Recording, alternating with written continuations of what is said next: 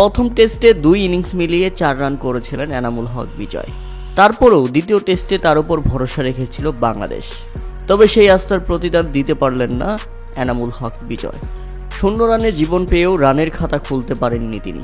তাই তো বাংলাদেশ তাদের প্রথম উইকেট হারায় 5 রানের মধ্যে। ইনিংসের দ্বিতীয় ওভারে এনামুল হক বিজয় উইকেটের পেছনে ক্যাচ তুলে দেন, তবে সেই ক্যাচ ধরতে গিয়ে ব্যর্থ হন শ্রীলঙ্কান উইকেট কিপার কুশল মেন্ডিস। তবে সেখান থেকেও যেন শিক্ষা নিতে পারেনি এনামুল হক বিজয়। 0 রানে বেঁচে গিয়ে এরপর রীতিমতো হয়েছেন বোল্ড। আসিতা ফার্নান্দোর করা ডেলিভারিতে এনামুল হক বিজয় কি করতে চেয়েছিলেন তিনি নিজেই ভালো জানেন। ব্যাটে বলে ঠিকভাবে করতে পারেননি, বল ব্যাটে লেগে স্টাম্পে গিয়ে আঘাত করে।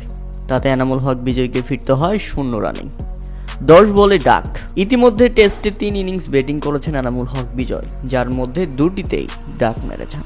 তাতে রীতিমতো হতাশ বাংলাদেশের টাইগার। তিনি তো বলছেন এটা কোন ধরনের খেলা। এনামুল হক বিজয়, যার কিনা ঘরোয়া লিগে 50টা সেঞ্চুরি রয়েছে। প্রিয় দর্শক, আপনারা এনামুল হক বিজয়ের প্রতি কেমন প্রত্যাশা করছেন তা অবশ্যই আমাদের কমেন্ট করে জানাবেন। সত্যি কি এনামুল হক বিজয় সুবিধা করতে পারবে না আন্তর্জাতিক ক্রিকেটে, নাকি তার ক্যারিয়ার এভাবেই শেষ হয়ে যাচ্ছে এইবার?